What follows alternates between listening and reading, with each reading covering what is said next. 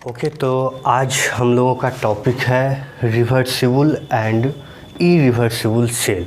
ठीक है, तो हम लोग जो है सेल के बारे में जो है जान चुके थे। हम लोग जो है जान रहे थे कि सेल क्या होता है, ये कितने प्रकार का होता है। उसी प्रकार में से एक प्रकार जो है हम लोगों को जानना है रिवर्सिबल एंड इरिवर्सिबल सेल। तो जैसा कि हम बताए थे सेल जो है वह क्या होता है, तो हम जैसा कि बताए थे कि दो हाफ सेल या दो इलेक्ट्रोडों के संयोजन को हम लोग क्या कहते हैं, सेल कहते हैं। और सेल जो होता है वह मुख्य रूप से जो है बताए थे दो प्रकार का होता है। एक होता है हमारा इलेक्ट्रोलाइटिक सेल। ठीक है, पहला क्या था, इलेक्ट्रोलाइटिक सेल, और दूसरा जैसा कि हम बताए थे होता है इलेक्ट्रोकेमिकल सेल। ठीक है, दूसरा क्या हो जाता है, इलेक्ट्रोकेमिकल सेल। ये हम लोग जो है पहले जो है जान चुके हैं और जान भी रहे हैं। तो इलेक्ट्रोकेमिकल सेल और क्या हो गया, इलेक्ट्रोलाइटिक सेल, जिसमें हम जानते हैं कि इलेक्ट्रोलाइटिक सेल उसे कहते हैं जो इलेक्ट्रिकल एनर्जी, ठीक है, जो इलेक्ट्रिकल एनर्जी को क्या करता है, केमिकल एनर्जी में जो है कन्वर्ट करता है। ठीक है, वैसा सेल जो इलेक्ट्रिकल एनर्जी को केमिकल एनर्जी में जो है क्या करे, कन्वर्ट करे, उसे हम लोग क्या कहते हैं, इलेक्ट्रोलाइटिक सेल कहते हैं। जबकि जो है दूसरा क्या होता है, इलेक्ट्रोकेमिकल सेल, जिसमें हम बताए थे कि वैसा सेल जो क्या करता है, केमिकल एनर्जी को, जो क्या करे, केमिकल एनर्जी को इलेक्ट्रिकल एनर्जी में कन्वर्ट करे, उसे हम लोग जो है क्या कहते हैं, इलेक्ट्रोकेमिकल सेल कहते हैं। ठीक है, इलेक्ट्रिकल एनर्जी में जो कन्वर्ट करे उसे हम लोग क्या कहते हैं, इलेक्ट्रोकेमिकल सेल कहते हैं। ठीक है, तो इलेक्ट्रोकेमिकल सेल जो होता है वह भी जो है दो प्रकार का होता है। हम बताए थे इसी को हम लोग गैल्वेनिक सेल भी कहते हैं, गैल्वेनिक सेल, और जो है इसी को हम लोग वोल्टेज सेल भी कहते हैं, जिसे हम लोग जो है दो भागों में जो है बांट सकते हैं, जिसमें से पहला होता है रिवर्सिबल सेल और दूसरा होता है इरिवर्सिबल सेल। ठीक है, पहला क्या हो गया, रिवर्सिबल सेल, और दूसरा होता है irreversible cell.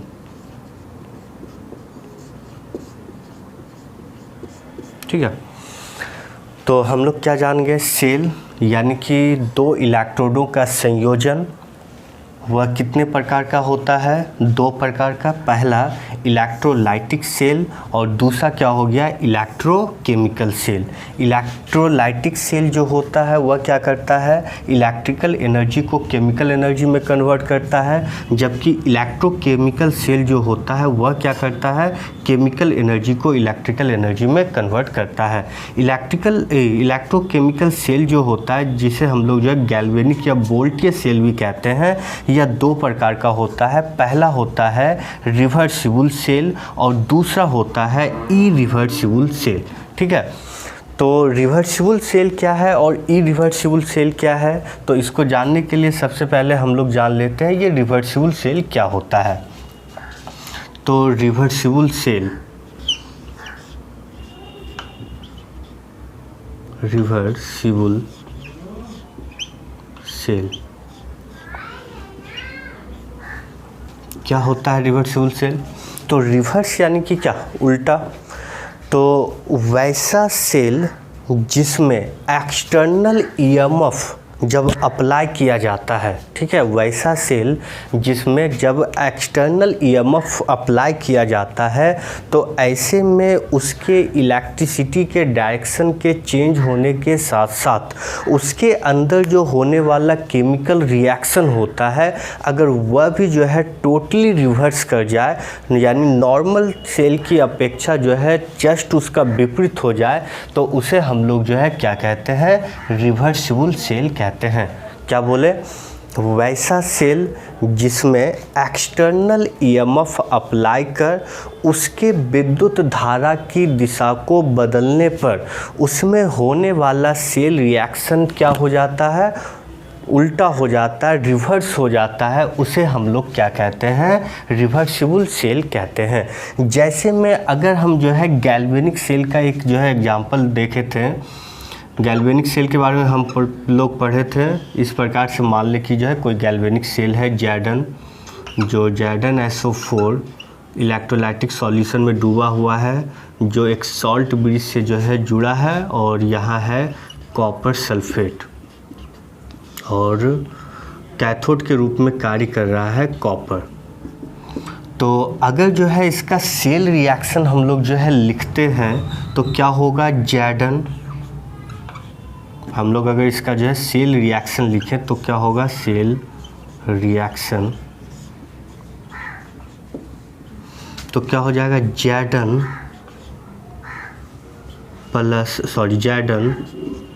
Cu plus plus जो बना देगा जैडन प्लस प्लस और Cu प्लस प्लस जो बना दिया जैडन प्लस प्लस Cu। ये नॉर्मल सेल रिएक्शन हुआ। लेकिन अगर हम जो है क्या करते हैं, यहाँ पर एक्सटर्नल ईएमएफ अप्लाई कर रहे हैं, हम हमेशा जो है अभी जो है ईएमएफ जो है शब्द का प्रयोग कर रहे हैं। ईएमएफ क्या होता है अभी हम तुरंत जो है क्लियर कर देंगे, अभी फ़िलहाल समझ लेते हैं ये। तो क्या है cell reaction, normal cell reaction तो ये होगा। लेकिन अगर हम यहाँ पर जो है एक्सटर्नल ईएमएफ को अप्लाई करें, ठीक है, if we applied external EMF, तो जब हम लोग एक्सटर्नल ईएमएफ अप्लाई करेंगे तो क्या होगा, सेल रिएक्शन, पहले तो जो है एक्सटर्नल ईएमएफ अप्लाई करेंगे तो जो है इलेक्ट्रिसिटी का जो डायरेक्शन है वो डायरेक्शन चेंज हो जाएगा, ठीक है, यानी कि दिशा बदलेगा। और दिशा बदलने पर अब क्या होता है, इसका जो सेल रिएक्शन है वह भी जो है रिवर्स कर जाता है, टोटली रिवर्स कर जाएगा और हो जाएगा Jadon plus plus plus Cu जो बना देगा Jadon plus Cu plus plus, ठीक है। तो इस तरह से हम लोग देखें कि एक्सटर्नल ईएमएफ को जब अप्लाई किए तो इसका इलेक्ट्रिसिटी का जो डायरेक्शन था वो जो है क्या कर गया, चेंज कर गया। और जब वह चेंज किया तो ऐसे में जो है यहाँ पर जो सेल रिएक्शन था वह जो है इसका एग्जैक्टली जो है क्या हो गया, रिवर्स हो गया। तो ऐसे सेल को जो है हम लोग क्या कहते हैं, रिवर्सिबल सेल कहते हैं, ठीक है, याद रहेगा ना। तो क्या बताया कि वैसा सेल जिसमें एक्सटर्नल ईएमएफ को अप्लाई करने पर उसके जो है इलेक्ट्रिसिटी के डायरेक्शन के चेंज के साथ साथ, दिशा में परिवर्तन के साथ साथ उसका जो नॉर्मल सेल रिएक्शन होता है वह भी रिवर्स कर जाता है, उसे हम लोग क्या कहते हैं, रिवर्सिबल सेल कहते हैं। कोई दिक्कत है? हाँ, तो जो है रिवर्सिबल सेल हम लोग जो है समझ गए। अब जो है हम लोगों को जानना है इरिवर्सिबल सेल। तो रिवर्सिबल सेल में हम लोग क्या देखें कि जब जो है एक्सटर्नल ईएमएफ को अप्लाई किया जाता है तो उसके इलेक्ट्रिसिटी का डायरेक्शन चेंज होता है, और जब डायरेक्शन चेंज होता है तो ऐसे में जो सेल रिएक्शन उसमें हो रहा होता है वह भी जो है उसका एग्जैक्ट जो है क्या हो जाता है, रिवर्स हो जाता है, उल्टा हो जाता है। लेकिन जो है इरिवर्सिबल सेल में क्या होता है, तो वैसा सेल जिसमें एक्सटर्नल ईएमएफ को अप्लाई करने पर उसका डायरेक्शन तो चेंज करता ही है, और डायरेक्शन करने के बाद नॉर्मल सेल रिएक्शन जो होता है उसका, उस नॉर्मल सेल रिएक्शन का जो नॉर्मल सेल रिएक्शन जो है हल्का रिवर्स कर जाता है, यानी कि रिवर्स करता है, टोटली रिवर्स नहीं करता है, उसे हम लोग क्या कहते हैं, इरिवर्सिबल सेल कहते हैं। जैसे अगर जो है हम लोग देखें कि जो है एक सेल है जिसमें कैथोड के रूप में, एनोड के रूप में जिंक है, जो एक electrolytic solution H2SO4 sulphuric acid में जो है डूबा हुआ है, और एक इलेक्ट्रोड है वह है कॉपर, ठीक है, यानी कि जो है एनोड हो गया यहाँ पर जो है जिंक, और जो है कैथोड हो गया यहाँ पर जो है क्या, कॉपर कैथोड।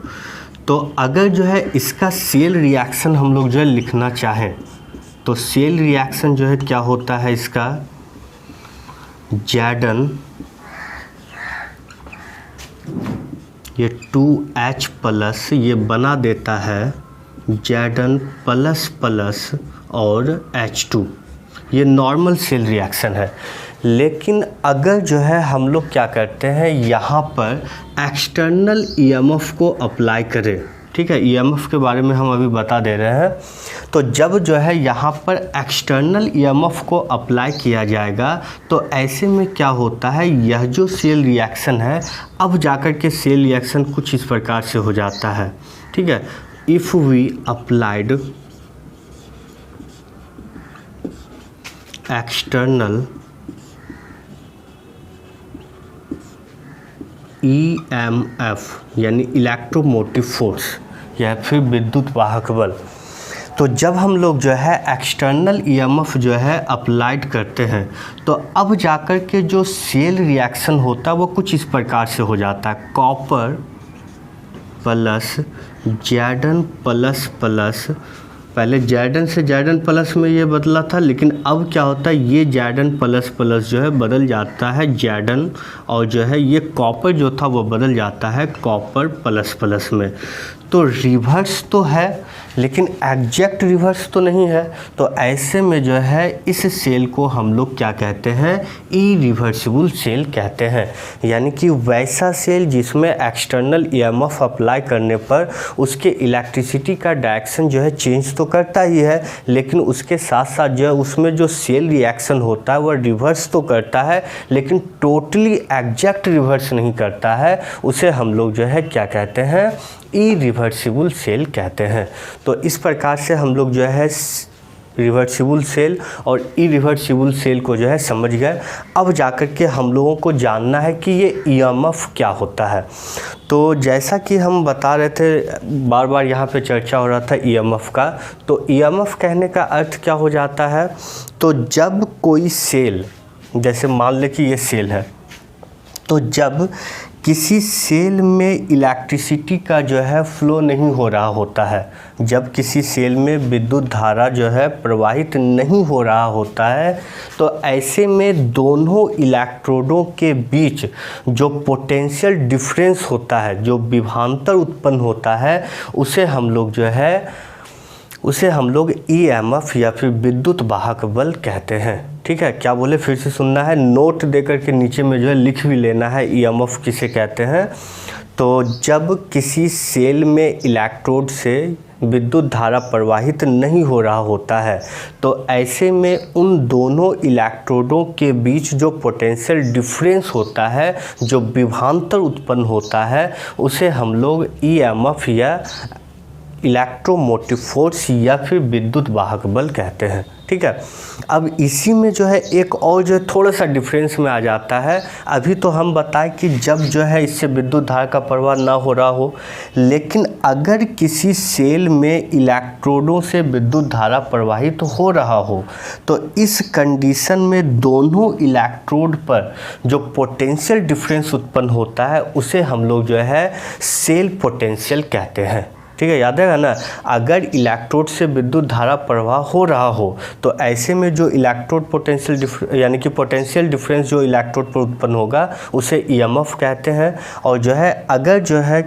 किसी इलेक्ट्रोड से विद्युत धारा प्रवाह हो रहा हो और ऐसे में जो वहाँ पर इलेक्ट्रो पोटेंशियल या फिर पोटेंशियल डिफरेंस उत्पन्न होगा उसे हम लोग क्या कहते हैं, सेल पोटेंशियल कहते हैं। ठीक है, तो इस तरह से हम लोग जान गए रिवर्सिबल सेल क्या होता है, इरिवर्सिबल सेल क्या होता है, और साथ ही साथ जान गए हम लोग ईएमएफ और सेल पोटेंशियल। ठीक है।